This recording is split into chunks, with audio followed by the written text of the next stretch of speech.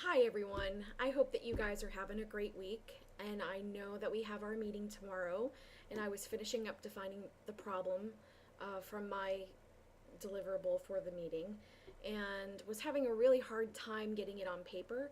So I thought that through this PowerPoint it would be easier to present my ideas for the team. Um, if you guys want to take a look at it early, great. If you don't, not a big deal either. I just figured I'd put it out there a little early. Maybe it'd make the meeting a little more time efficient. And here it goes. So we have defining the problem for Geri-care, and we're going to go ahead and I'll just make it a slide. There we go. The facts, the complex problem, and the facts. We know that the Ministry of Health created the AIC. We know that the AIC funds Geri-care. We know that the Ministry of Health wants less emergency room visits and hospital admissions from the nursing homes to decrease its overall health system costs. We know that the nursing homes are not funded by the Ministry of Health. Some are private pay and many are not-for-profit entities. We know that Geri-care's initial objective was to provide a continuum of care from acute hospital stays through to nursing homes and vice versa. And we know that Singapore is proactively addressing their increasingly aging population and the potential costs. So, clinical challenges within the current Geri-care program include lack of nursing education to support their telemed diagnosis by the physicians, ongoing education needed for new nurses coming into the Geri-care integrated setting, because not all nurses in Singapore have the skills to use the telemed equipment or to assess a patient the way a doctor would. So that education needs to be implemented, which costs money. Triaging what patients use the program. I found a lot of the problem was the standardization of some nursing homes being more proficient in using it versus others. And when that happens, your key performance index is affected. And we need to rely on that KPI to support the relevance of Geri-care.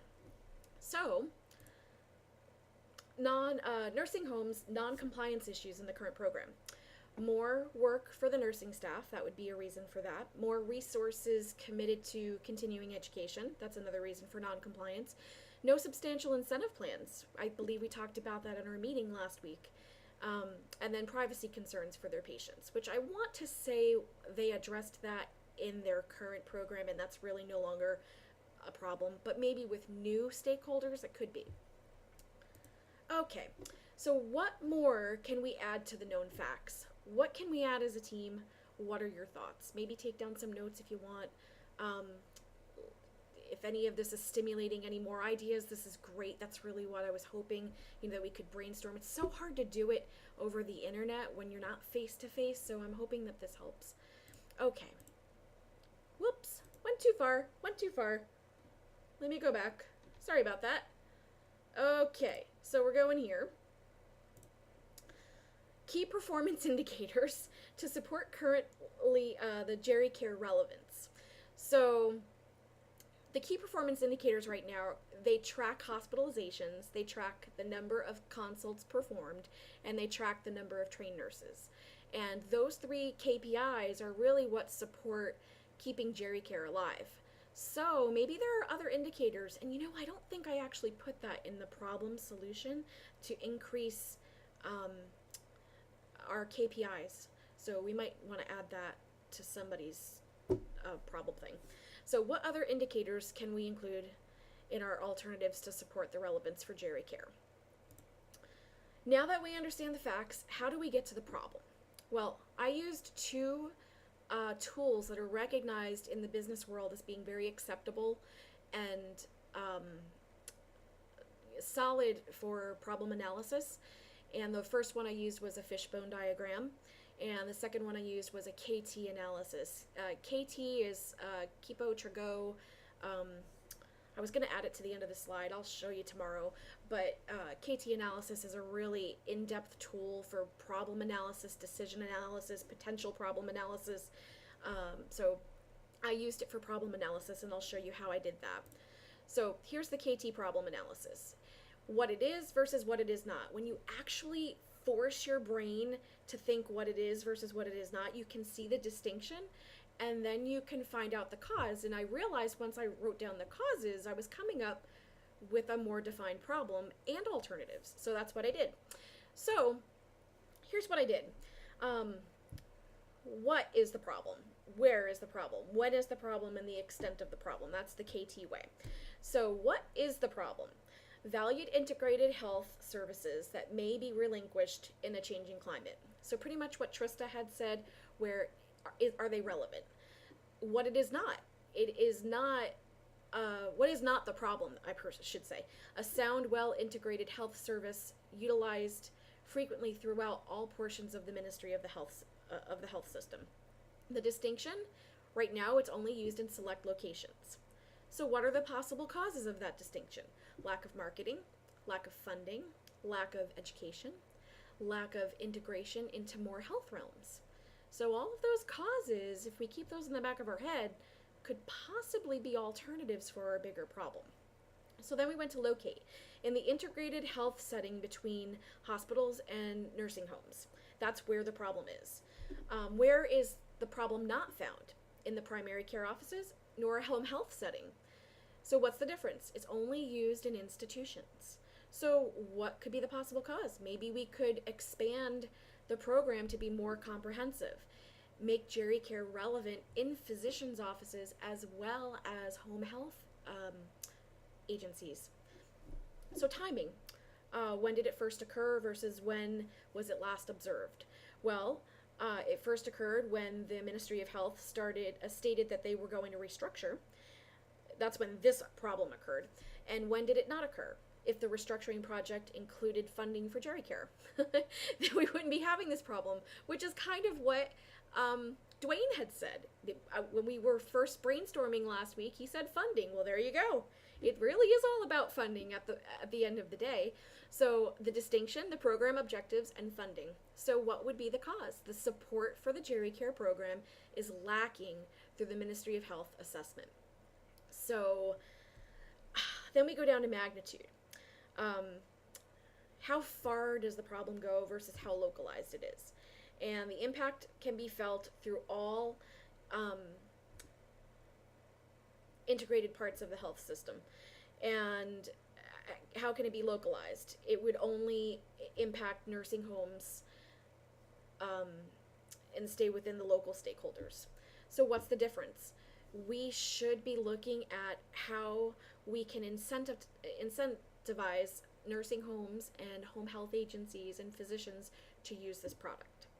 So this right here got me thinking.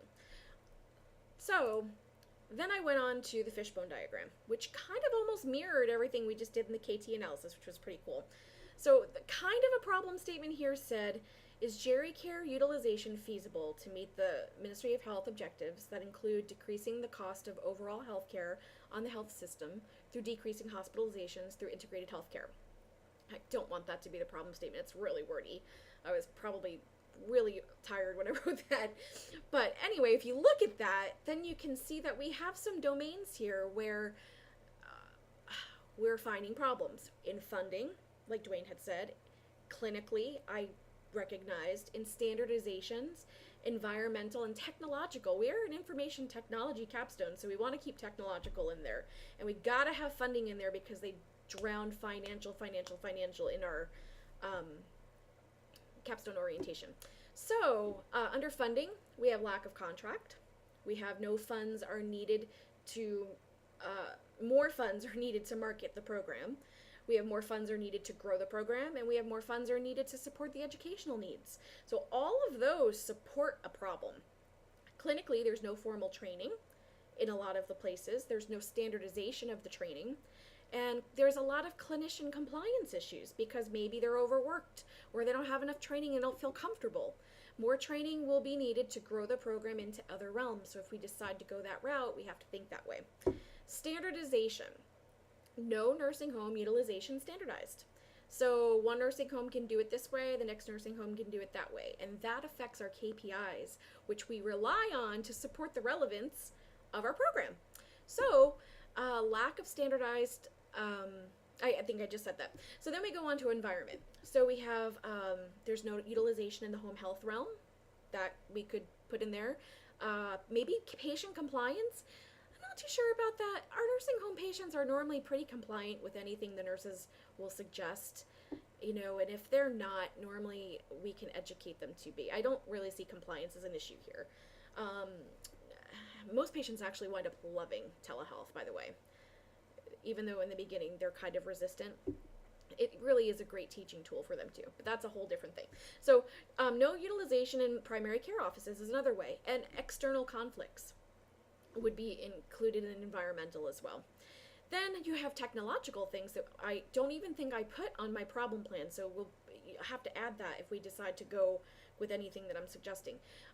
Connection issues, which they had talked about in the prior scenario, but if we have new stakeholders, connection issues will become a problem again. Voice client issues, PC hardware issues, the cost of scaling technology through the contract deadline. If we take a contract that's 10 years old, we have to make sure that we can support the technology for that. So all of this was created through using these tools. So then I summarized the problems. Lack of marketing to all integrated stakeholders on benefits of program. Lack of funding by the AIC to grow program and keep relevance. Lack of education to support the program. Lack of standardization for use of the program within the nursing homes affecting KPIs, which means, again, I think this is a big one in my head, that our KPIs support our relevance. And if people are not doing what they're supposed to, it's going to make our KPIs look bad. So we need to do what we can when we make alternatives and solutions to these problems to ensure that the KPIs reflect truly what's going on. Lastly, lack of program direction to grow into a more integrated areas like physician's office and home health agencies. If you guys can think of other realms, let's add it. Let's maybe what I'm saying here is stimulating more ideas, I hope. And then, of course, lack of direct incentives by the Ministry of Health. I keep wanting to say Ministry of Magic, Harry Potter, but the Ministry of Health and the AIC to incentivize stakeholders to use the program directly, impacting KPIs that support the relevance of our project. So I think I'm driving home in my head. KPIs, relevance, funding, incentives. Like those things stick out in my head. KPIs, incentives, relevance, and funding. Okay, so now what more can we add to the identified problems? What do we want to do as a team? Just bring it all out. With this meeting tomorrow, nothing is off the table. Let's just think big and collaborate and decide what's going to work to make this project a success. So, the problem statement. I wrote 2. Both kind of bring together what I've been talking about. However, I mean, the sky's the limit. I'm just bringing my 2 to the table, hoping that we can all come together and pick a solid statement. Maybe a little bit from mine, a little bit from Deja's, a little bit from Ryan's. Okay, so my first statement was, how do we ensure Geri-care can adequately support and impact the growing financial, clinical, and technical demands of Singapore's health system governed by the Ministry of Health? Or, Geri-care must integrate its aptitudes to support the financial, clinical, and technical demands of Singapore's health system governed by the Ministry of Health. Let me know what you think. What do you think? Can we add more? Should I remove something? That's what I came up with from the KT analysis and the fishbone problem assessment. Okay, so things to consider. What do you think? Does the Ministry of Health want to expand Geri-care? These are important questions before we even move on. Do they want to expand it? Do the current KPIs support the program? Do we even have KPIs, like, good ones? Do we want to promote the use of Geri-care? Is it relevant? I mean, Trista, you keep popping in my head. You're right. Is Geri-care even relevant? Is there value to this system for Singapore's Ministry of Health? In my opinion, yes, there is absolutely value. If you guys feel the same way, we have a job to propose to the people that are going to make the decisions that there is value in this program. And how are we going to do that? Okay, so proposal number 1. Sorry with my hair, by the way. It's like 2:30 in the morning. I'm a hot mess right now, so just don't pay attention to my hair. I just looked over and said, oh my God. Okay, so proposed alternative 1, the comprehensive Geri plan. Or you can name it anything you want. I just named it some stuff to distinguish them. All of the plans have standardization, funding, education, and growth. I'm hoping this is still going. It is. Standardization, funding, education, and growth. The standardization would be updating the KPIs to support relevance and standardizing the triage plan for all the stakeholders, which really means that no matter what entity uses the GericCare, they must follow the same screening process and they must follow the same protocols so that one nursing home doesn't use all their patients and another nursing home only picks like 3 or 4. I believe GericCare needs to set the standard that everyone else should follow. And I think I put that in all 3 of my plans, alternatives. Then funding. Request new contract that expands 10 years from the AIC to support comprehensive GericCare integration. The budget terms are $8 million. Education. Advertise job opportunities within a GericCare certification. Establish a GericCare certification and only employ GericCare certified staff when utilizing GericCare. That's huge. That's a huge undertaking because now the Ministry of Health has to do a whole new program just for GericCare. However, the benefits are it gets done right. So that's something they might want to invest in. That's why this is the comprehensive plan. And then finally, market to the home health and primary care so that we grow. Establish high impact, the most expensive incentive plan that we can get within this budget so that nursing homes and home health agencies and doctors' offices that comply see financial benefit. And they will notice they're complying through the evaluation of KPIs. How many rehospitalizations did their patients have? How many people went there the first time? There's a whole thing that we can get into there. And then expand the services offered to the stakeholders through the program. That's my comprehensive plan. We can add to that, subtract to it. What do you think? This is our project. This is just my small contribution to the bigger project.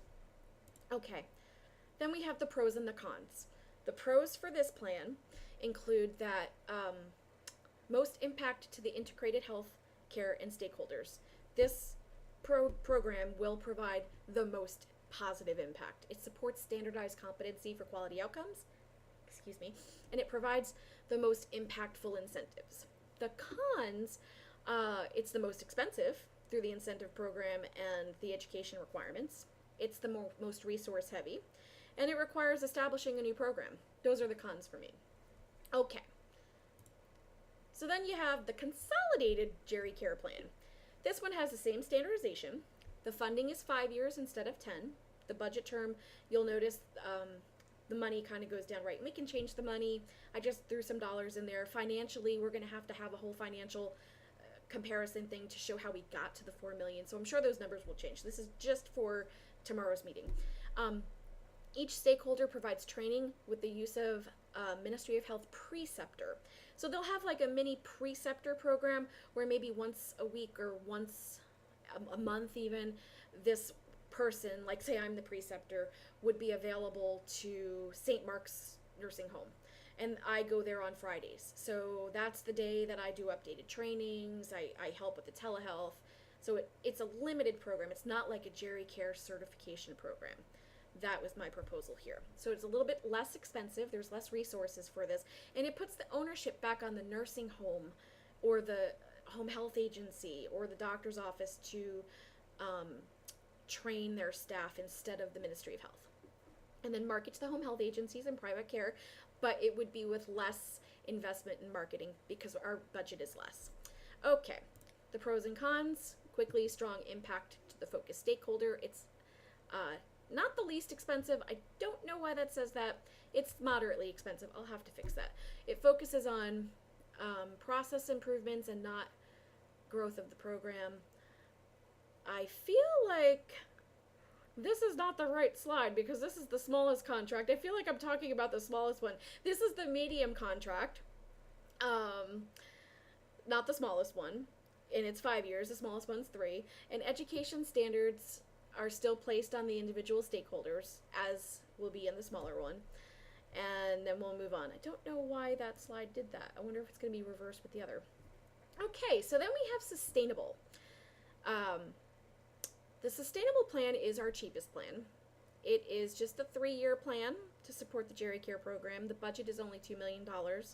It still has the same standardization requirements because our KPIs are important for, in 3 years from now if we want to extend the Geri-care plan another 3 years or whatever. So education-wise, the stakeholders provide the training with the use of the Ministry of Health resources. You don't actually have a preceptor per se, but there are resources available to anybody that needs them. It's still the stakeholders' responsibility to keep the training going. Growth. There is no marketing budget. There is no growth outside the nursing home stakeholders. We are not expanding this program. This is just the sustainable program. There's no budget for compliance or utilization. It's basically as is right now. We're not really doing much more other than standardizing things for the KPIs, requesting an extension of our budget or our contract, and maybe more formally outlining the education that is needed for the clinicians and where they can find that.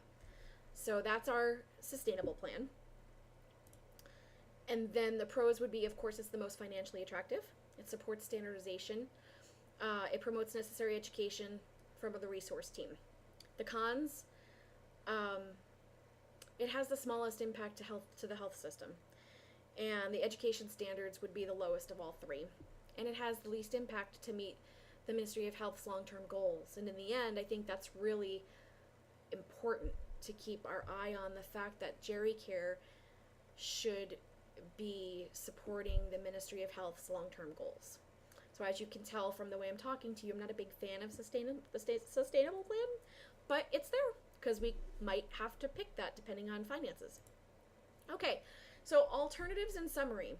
You can see the comprehensive, consolidated, and sustainable all update KPIs, have standardized triage plans, have contracts that go 10, 5, and 3, budget terms of 8, 4, and 2.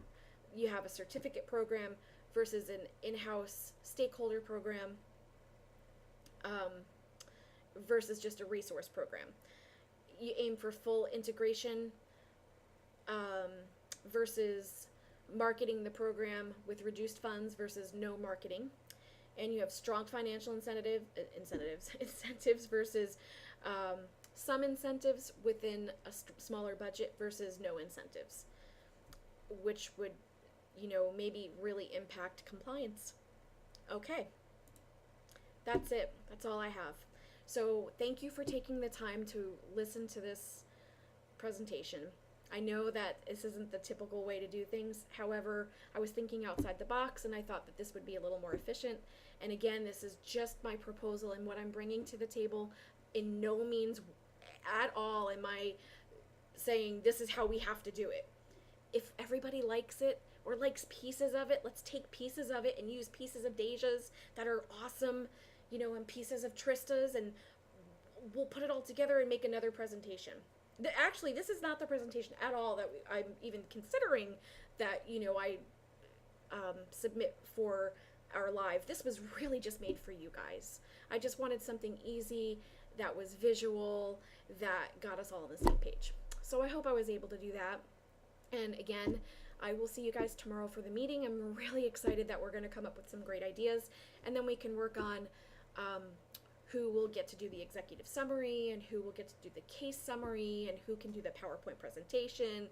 And hopefully all of us can put our input into that as well, because that makes a great team, and I want us to be doing awesome when we give our presentation. So that's the goal.